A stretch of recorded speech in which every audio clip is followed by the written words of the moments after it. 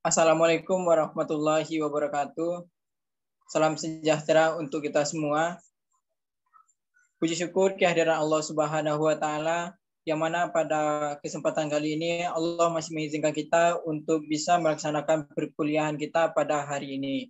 Selawat beserta salam marilah sama-sama kita ucapkan kepada baginda Muhammad sallallahu alaihi wasallam. Semoga dengan kita berselawat kepada Nabi Muhammad kita mendapatkan syafaatnya di hari akhir kelak. Baiklah, yang sama-sama kita hormati pada pertemuan kali ini, dosen pengampu perkuliahan kita. Selanjutnya kepada kawan-kawan dari kelompok penyaji dan kepada kawan-kawan yang telah berkesempatan hadir pada pertemuan kuliah ini. Sebelumnya, izinkan saya memperkenalkan kawan-kawan kelompok penyaji, yang mana pada kelompok ini terdiri atas 8 orang. Yang pertama saya sendiri, Ardo Septianda. Yang kedua, Alfarizi Maulana. Yang ketiga, Rahayu Nimas Marta. Yang keempat, Nur Hikmah. Kelima, Khoiria. 6, Sisri Wahyuni. 7, Dwiki Prasetya. 8, Saprima. Jadi pada pertemuan kali ini, untuk menghemat waktu, masuk saja ke presentasi kita. Untuk pembahasan materi pertama yang akan dibacakan oleh Sisri Wahyuni. Kepada Sisri Wahyuni dipersilahkan. Baik, terima kasih moderator. Baiklah, saya akan membacakan materi yang pertama, yaitu A. Pengertian landasan pendidikan. Secara leksikal, landasan berarti tumpuan, dasar, atau alas. Karena itu, landasan merupakan tempat bertumpu atau titik tolak atau dasar pijakan. Titik tolak atau dasar pijakan ini dapat bersifat material. Contohnya, landasan pesawat terbang. Dapat pula bersifat konseptual. Contohnya, landasan pendidikan. Landasan yang bersifat konseptual identik dengan asumsi. Adapun asumsi dapat dibedakan menjadi 3 macam.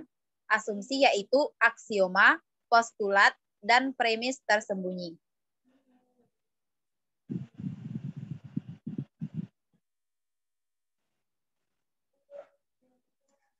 Yang B, fungsi landasan pendidikan. Misi utama mata kuliah landasan-landasan pendidikan dalam pendidikan tenaga kependidikan tidak tertuju kepada pengembangan aspek keterampilan khusus mengenai pendidikan sesuai spesialisasi jurusan atau program pendidikan, melainkan tertuju kepada pengembangan wawasan kependidikan, yaitu berkenaan dengan berbagai asumsi yang bersifat umum tentang pendidikan yang harus dipilih dan diadopsi oleh tenaga kependidikan, sehingga menjadi cara pandang dan bersikap dalam rangka melaksanakan tugasnya.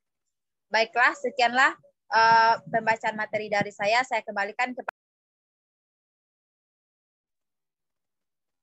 Terima kasih kepada Saudari Sisri. Selanjutnya untuk penyampaian materi berikutnya akan disampaikan oleh Saudara Alfarizi. Kepada Alfarizi dipersilahkan. Terima kasih kepada moderator. Baiklah, saya akan menyampaikan materi yaitu jenis-jenis landasan pendidikan. Yang pertama, landasan religius. Landasan ini merupakan landasan yang paling mendasar dari landasan pendidikan lainnya.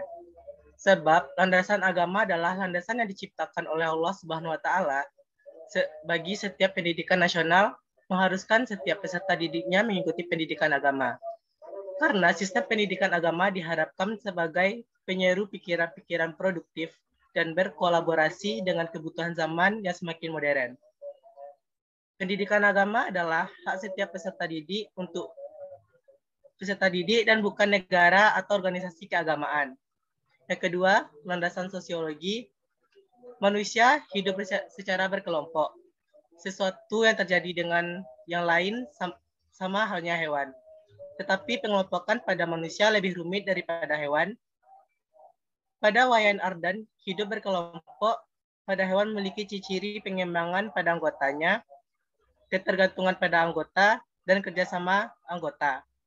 Komunikasi antar anggota dan adanya diskriminasi antar individu satu dengan yang lain. Dalam kelompok, pengertian tentang landasan sosiologi adalah di mana suatu proses interaksi antara dua individu, bahkan dua generasi, dan memungkinkan generasi muda untuk mengembangkan diri. Sehingga melahirkan cabang-cabang sosiologi antara lain sosiologi pendidikan dan ruang lingkup yang dipelajari. Lanjut. 3. Landasan kultural. Pengertian tentang landasan kultural merupakan sebuah kebudayaan sebagai gagasan dan karya manusia beserta hasil budi dan karya itu akan terwujud. Dan dalam pelajaran arti luas dapat berwujud A. Ideal seperti ide, gagasan, nilai, dan sebagainya. B. Kegiatan yang berpola dari manusia dalam masyarakat. Dan C. Fisik, yakni benda hasil karya manusia. Seperti yang dikemukakan Sisdiknas, yaitu pendidikan yang berakar pada kebudayaan bangsa Indonesia, di mana kehidupan masyarakat Indonesia yang majemuk dan akan kaya kebudayaannya. Dan keberadaan semua itu semakin kukuh. Sekian dari saya kembalikan kepada moderator. Terima kasih kepada Saudara Al-Farizi. Selanjutnya penyampaian materi yang akan disampaikan oleh Saudara Dwiki Prasetya. Kepada Dwiki, dipersilahkan.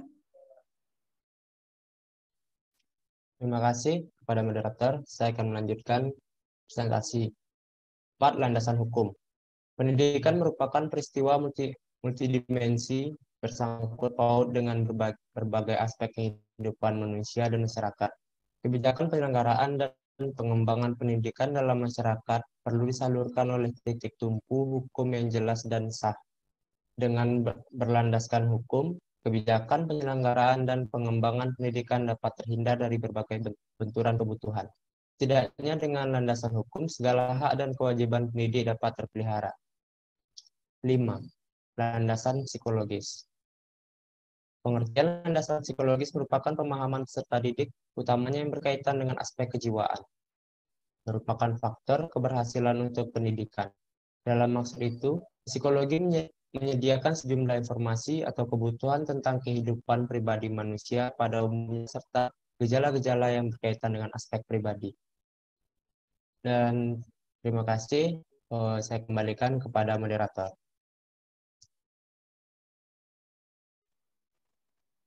Terima kasih kepada Dwiki. Selanjutnya untuk materi berikutnya akan disampaikan oleh Saudari Khoiria. Kepada Khoiria, dipersilahkan.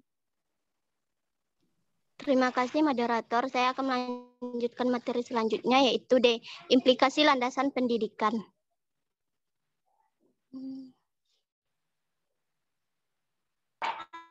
D. Mengimplikasikan landasan tersebut dalam pendidikan. 1. Implikasi religius. Pengaruh pemikiran Al-Ghazali, khususnya dalam dunia pendidikan Islam, yang pada gilirannya terajut dengan formulasi murni keagamaan dan menjadikan sebagai kekuatan utama konservatisme dan taklidisme. Yang kedua, implikasi sosiologis.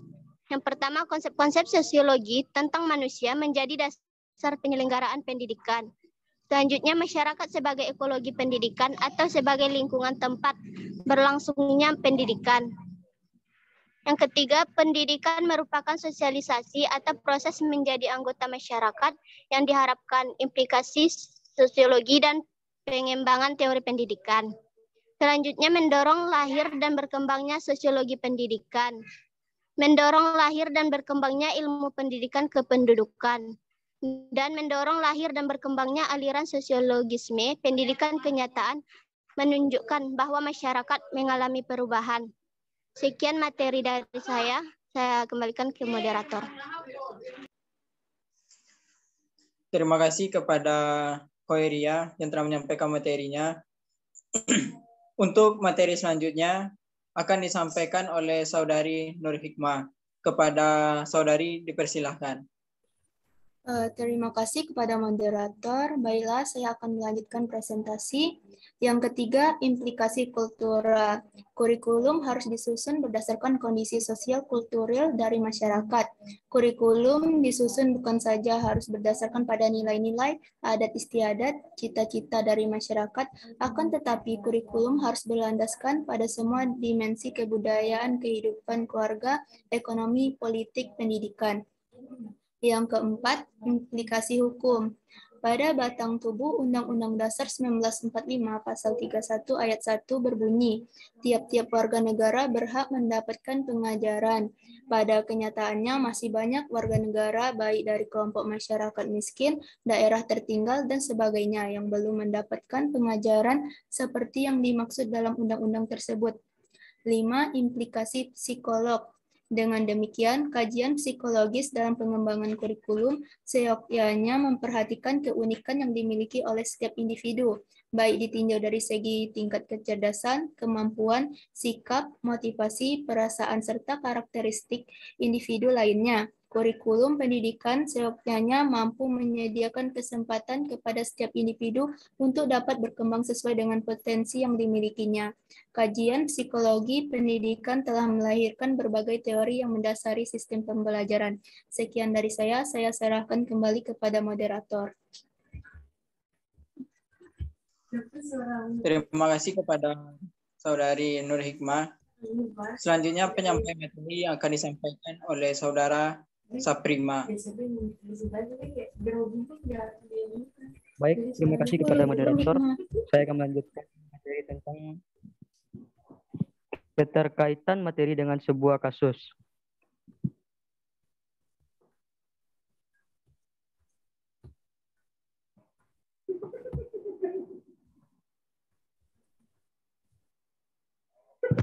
Kasus guru membawa pandangan politik ke dalam kelas. Tahun 2018, 19, ini di dalam sehingga KPAI juga mendapatkan laporan terkait sikap para pendidik yang membawa pandangan politiknya ke dalam kelas.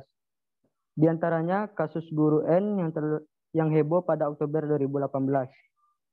Kasus guru agama berinisial N di salah satu SMA negeri di DKI Jakarta yang diduga menyampaikan pandangan politiknya dan ujuran kebencian yang terhadap capres tertentu di ruang kelas menjadi viral, baik di dunia maya maupun di media massa. N dituduh salah satu orang tua murid tidak bersikap netral karena menyampaikan pandangan politiknya untuk mempengaruhi peserta didiknya memilih calon tertentu. Guru N kemudian dilaporkan oleh orang tua siswa kepada kepala sekolah karena telah mengumpulkan peserta didiknya di masjid sekolah saat pembelajaran pendidikan agama Islam. Modusnya, N memutarkan video gempa di Palu, Sulawesi Tengah dalam. Baik, terima kasih.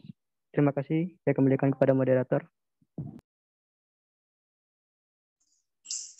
Terima kasih kepada Saudara Sapri yang telah menyampaikan materinya. Selanjutnya, materi berikutnya akan disampaikan oleh Saudari Rahayu Nimas. Kepada Saudari Rahayu, dipersilahkan.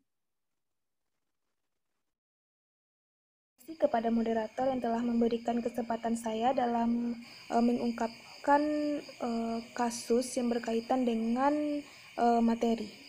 Yang pertama yaitu kasus guru membawa pandangan politik ke dalam kelas. Pada tahun 2018 atau 2019 lalu adalah tahun politik, sehingga KPAI juga mendapatkan laporan terkait sikap para pendidik yang membawa pandangan politiknya ke dalam kelas.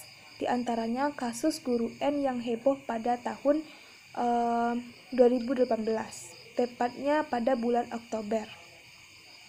Kasus guru agama berinisial N di salah satu SMA negeri di DKI Jakarta yang diduga menyampaikan pandangan politiknya dan ujaran kebencian terhadap capres tertentu di ruang kelas, menjadi viral baik di dunia maya maupun di media massa.